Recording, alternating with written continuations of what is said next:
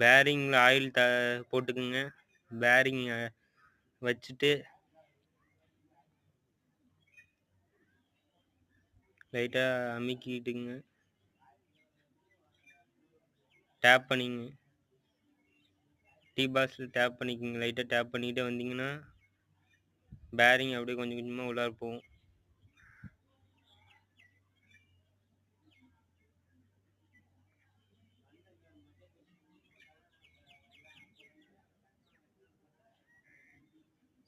பாருங்க, உள்ளார ஓரளவு போயிடுச்சு பேரிங்.